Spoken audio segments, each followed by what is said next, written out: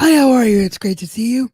I'm Josh Rosowskis, and welcome to my review here on the In Ring Reality YouTube channel and my Facebook profile page for this past Monday, April 20th, 2020 edition of Monday Night Raw.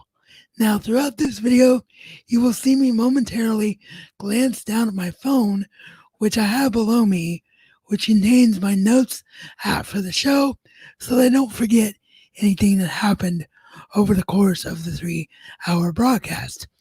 In the past broadcast, here on the platforms, I have had another tab open for when I was doing wrestling videos and needed my memory jogged about things.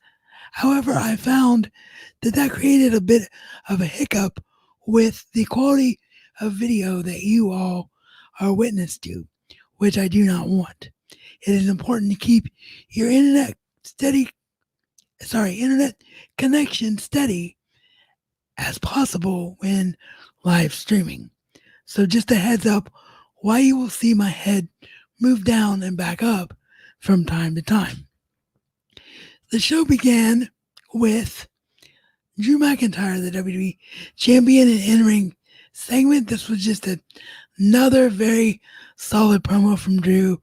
Drew is a really strong babyface right now. He's the rare thing in wrestling these days of a babyface that actually is someone that the crowd is 100% behind.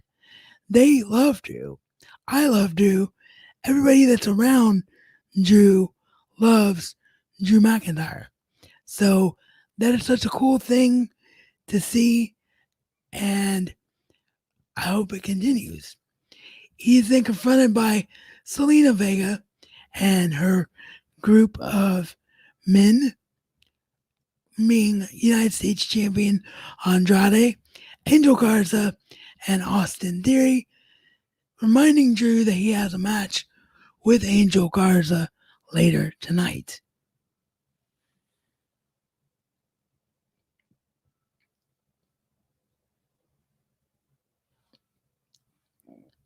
Selena then remains at ringside as her charge, Austin Theory, is in action in the first matchup on Raw with her real life husband, awkward Aleister Black. No, I tease by saying awkward, but in truth, this was actually really, really awesome. The banter between these two and Selena basically calling her husband out for all of his dominance during the match was actually the best part of this match. It was a solid-ish match, back and forth. Aleister Black picks up the win. Others have said it within the wrestling pundit space, so I know I'm not the only one to say this.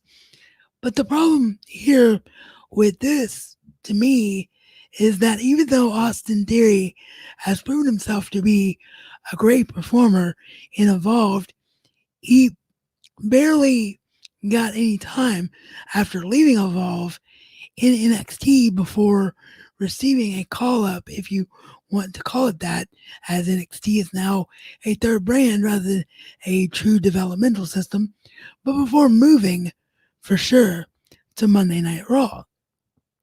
As such, I haven't seen anything yet from Theory that excites me, and he almost feels out of place with this group because the rest of this group is Latina or Latino and really feels as though they belong together in a group.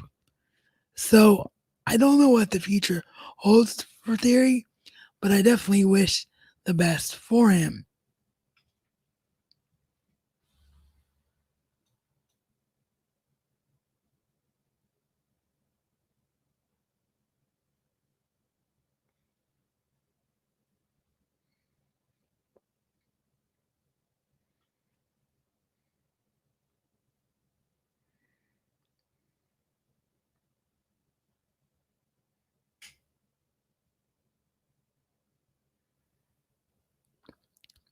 Sorry, everyone.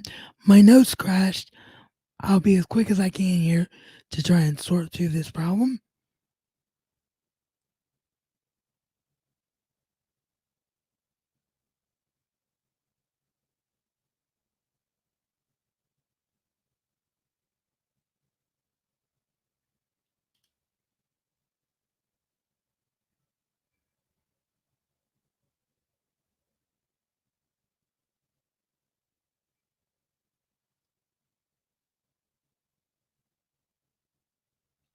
There we are.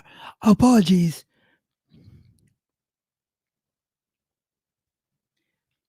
Next up, it's Shayna Baszler versus Enhancement Talent. I do apologize. I forget her name. I looked down too quickly, so one more quick moment, please. Indy Hartwell. And it was the exact same result that we saw last week against Sarah Logan, where Shayna Baszler literally stomps Hartwell's arm in half, it looks like, just stomps her so bad that she cannot continue, and Shayna Baszler picks up the victory here. I really like this approach with Shayna because it gets her to the point where she is dominant. She's seen as a really dangerous threat, and she's building off the agony of my defeat line that she gave Raw Women's Champion Becky Lynch following her loss at WrestleMania 36. However, how long can you keep this up before Shayna gets another match with Becky or perhaps a match with Bayley? Although I think that's less likely. Only time will tell, but I think the longer this goes, the longer Shayna's matches need to start going, or this will not work.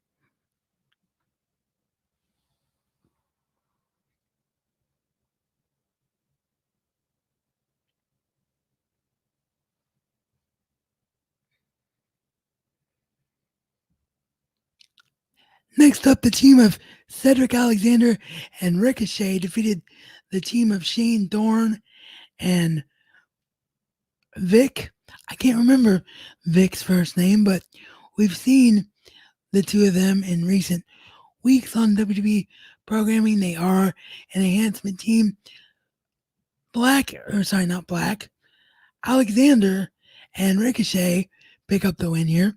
My brain went back to a couple of years ago there for a minute when Aleister Black and Ricochet were a tag team. Nonetheless, Alexander and Ricochet pick up the win here. Nothing too special to write home about, unfortunately. I really like the pairing of Black and Ricochet, but they're not doing anything for me because they continue to just be put in there with teams who they're obviously going to win against. They need a feud of substance, perhaps with the Street Profits or another established Raw tag team, in order to sink their teeth into it and be something that we, the audience, can care about.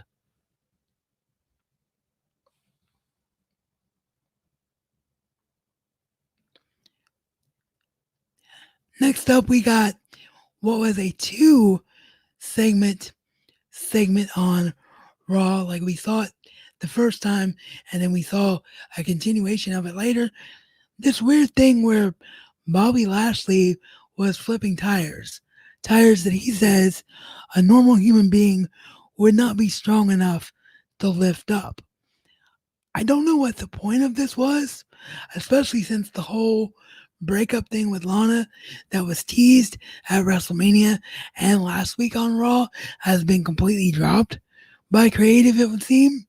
So I have no idea what the point of this was, except to maybe give Bobby Lashley some kind of character.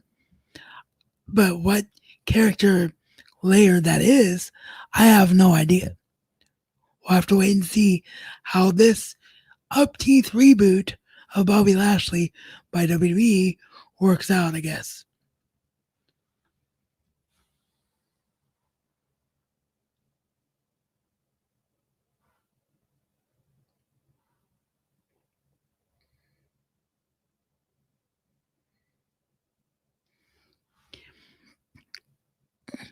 Next up was the match that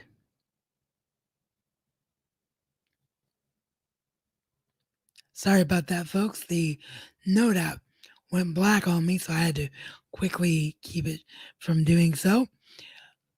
Next up was the match that garnered the headline of this video and probably the most talked about story that you're going to see on the internet today following Monday Night Raw, which was a botch on to Kairi Sane by Nia Jax. During the match, there was a Money in the Bank qualifying match, which Nia Jax is now officially going to Money in the Bank. No. I take that back, folks. I sincerely apologize. That match was last week, but for some reason they had a rematch between the two this week. For what purpose, I have no idea, other than to put Nia over again. However, as I say, in the process of that, during the course of this match, Nia goes to hit a turnbuckle in the corner bomb on to Kairi Sane, and Kairi Sane's head did a literal whiplash like this onto the back of the turnbuckle, and it did not look good at all. It looked very, very, very, very nasty. So I certainly hope that Kairi is all right, and I also think that this unfortunately just gives validity to the fact that Nia Jax continues to be an unsafe worker in the eyes of many. Of course, we all remember a couple of years ago during the infamous Survivor Series invasion of 2018, where an injury of a broken nose and a concussion to then SmackDown Women's Champion Becky Lynch, current Raw Women's Champion, derailed the one-on-one match between Ronda Rousey and Becky Lynch that was supposed to happen at Survivor Series that year. So this is not anything new for Nia, and it's very, very unfortunate, and hopefully something that the superstar will be able to recover from. Because I don't think Nia is a bad talent. She's shown flashes of dominance and brilliance. But if she's unsafe to work with, they can't continue to push her. So we'll talk more about this on the full podcast edition with my guest co-host on Saturday. But this is definitely something to keep an eye on to see if there's any more fallout from this situation.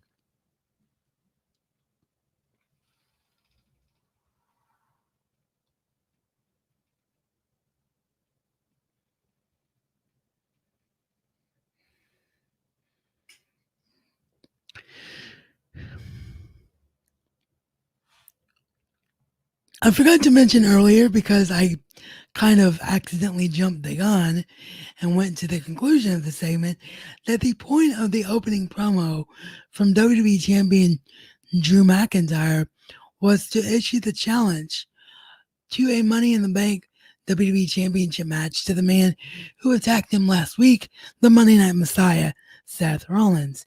He addressed the fact that Rollins, in the eyes of some, may not deserve a title shot, but in his eyes, he's one of the best all-time competitors with a great track record, and in his eyes, he does deserve a challenge.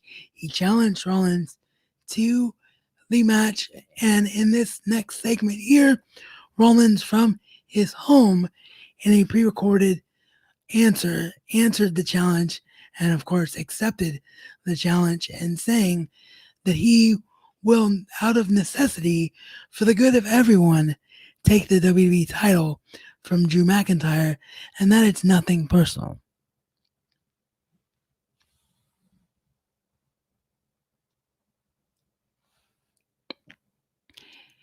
In a Money in the Bank qualifier match, Apollo Crews defeated the returning MVP. I mentioned to my friend Jamie Love Staker, who of course you've heard on the podcast every Saturday or Sunday, depending on what happens with our schedules. You've heard her on this platform before, and I mentioned to her that I was a little bit confused by this because MVP retired from the ring a number of weeks ago. He's a backstage agent within WWE, and he even went so far as to retire on WWE TV not once but twice. But yeah, here we see him back in a Money in the Bank qualifying situation. The only thing I can figure that happened here was that the current pandemic has forced WWE to literally use everyone that's available for them to use. And that's not a bad thing in the case of MVP because he can still cut a great promo and he's the perfect use like this of a veteran talent that is sorry, a veteran talent that is just there to put over younger stars.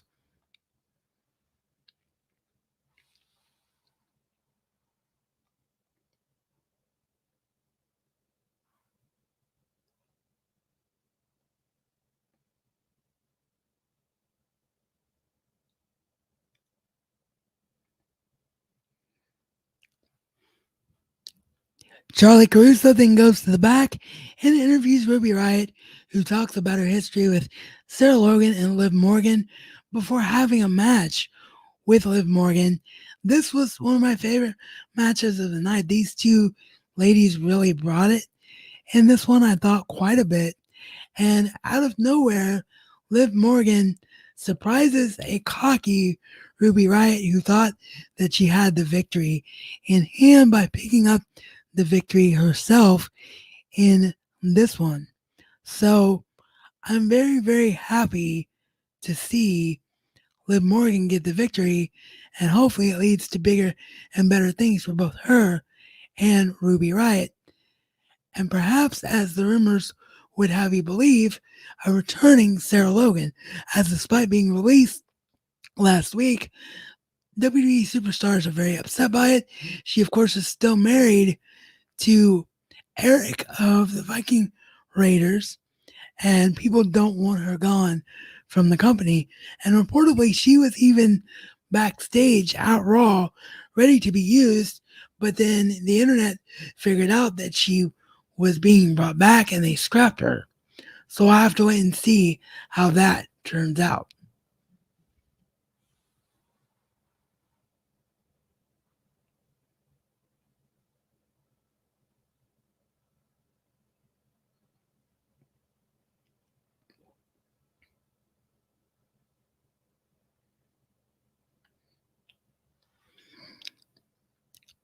In the final Money in the Bank qualifying match of the night,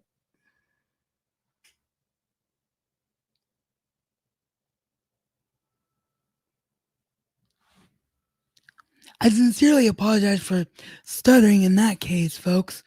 It wasn't my notes app, although you did see me get it off black screen again. In this case, it's the fact that someone is currently outside at the time of my having to do this broadcast doing our gutters outside my home. So the noise was severely distracting at that particular moment. But I'm trying to power through and bring you all great content because I love creating for all of you. As I was saying, however, the final Money in the Bank qualifying match of the night saw Rey Mysterio take on Murphy, and in a bit of a surprise, Rey Mysterio was the one that got the victory here. And I give WWE credit because it seemed a foregone conclusion that they would go with Murphy. Murphy is, of course, a part of the Disciples along with AOP and following Seth Rollins, the Monday Night Messiah.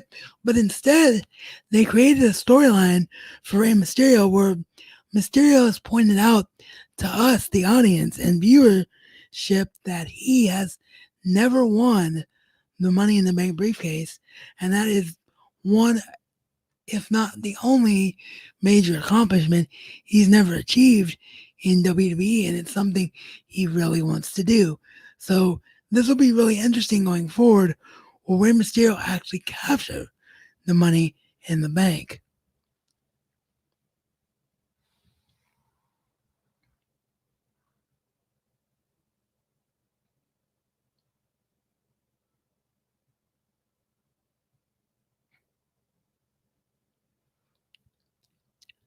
Charlotte Flair then gained the victory over NXT's Kane Carter. Again, with the current landscape of WWE, these aren't really people moving from roster to roster. There really is no brand split right now because they're utilizing talent on an every other week basis in person, and the talent is literally wrestling the easiest people there for them to face so that people don't have to move in and out and bodies don't have to travel during the pandemic. So Charlotte Flair defeats Kaden Carter. Now, in this case, it would not have been what she's facing NXT's Kaden Carter because she, of course, is now the NXT champion, but rather the case that Kaden Carter was on Raw.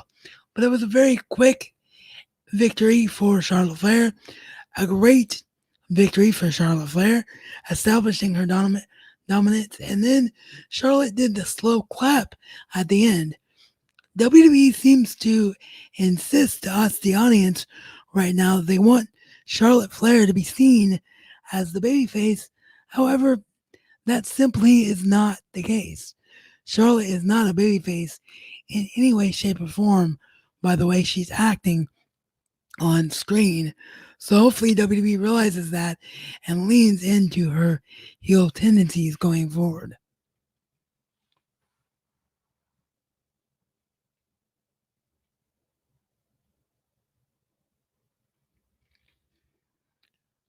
Andrade then had a great match between, as I say hi to my friend Chris Cummings in the comments. What's up, Chris? How are you? I'll put you on screen here, actually. One moment. You can have your moment in the sun there, buddy. I am very, very well, sir. Thank you for asking. Well, not very, very well, but considering everything going on right now, I'm about as well as anybody can be. Anyway, as I was saying, this was a great out of nowhere match between Andrade and Akira Tozawa. Tozawa's being pushed right now. He got the victory last week on NXT during the Cruiserweight tournament, and it really does feel like they see something in Tozawa, and I'm all for it. And of course, Andrade always looks great, and we saw more shenanigans from the stable of Selena Vega during the course of this match as well. So everything here just worked, and I could not be more happier with how this turned out.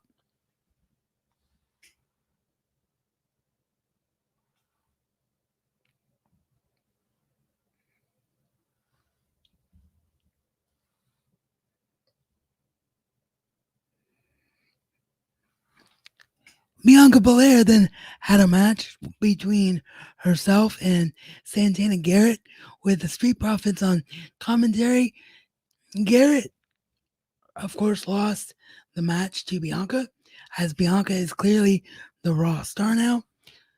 I get that Bianca is married to Montez Ford, and I get why these three are a group because of real life circumstances. However, to me, Bianca needs some real work if she's going to get over as a babyface, and it's not clicking for me at all right now, and really not working in any way at all. So until they fix that, it's going to be really interesting to see how long they can continue to push Bianca as a babyface because her whole EST persona, her whole EST persona is something that really, really just works better as a heel. And I'll get to more from my friend Chris Cummings here in a minute. But let me just continue my flow here because we're nearly at the end of the broadcast.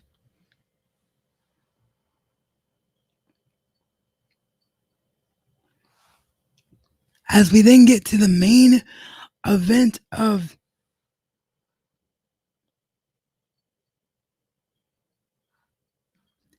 just double checking my notes there.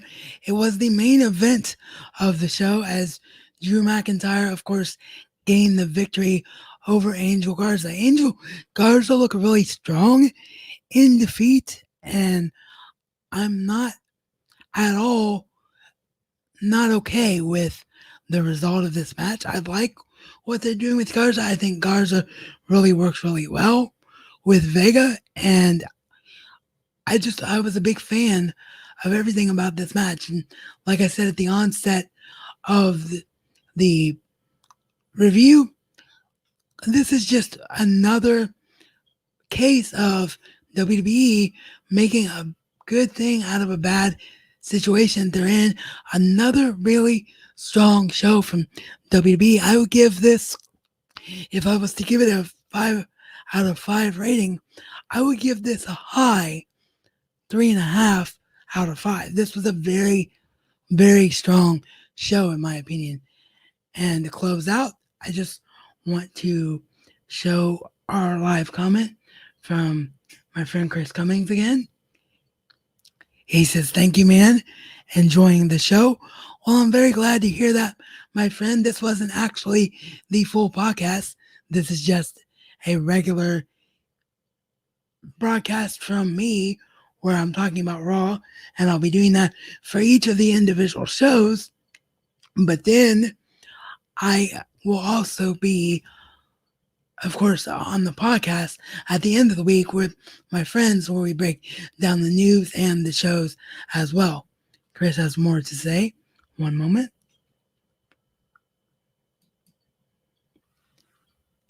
He says, "I'm a big Garza fan too, very much like his partnership with Selena." So he agrees with my assessment on that one. So thank you, Chris. Good to know that I'm not alone there, my friend. Well, that is going to wrap it up for us for today. Well, us. Sorry. Force a habit there. Used to having co-hosts now and just now getting back into the swing of things of thanks to StreamYard being able to do individual broadcast / videos as well. So that is going to wrap it up for me here today. As always, if you have any suggestions or things you might want to see for future topics beyond reviewing the shows and covering the news on the weekends, do let me know. If you'd like to get in touch with the show, you of course can leave comments down below on either the In Ring Reality YouTube channel or my Facebook page. If you're here live or watching the replay, if you are watching the YouTube version on replay, don't forget to hit that subscribe button and ring that bell notification icon so you can know every time that we go live on the channel. And as I like to say at the end of every one of my broadcasts / videos, life is only as good as you make it. So make the choice to go out and do something great today.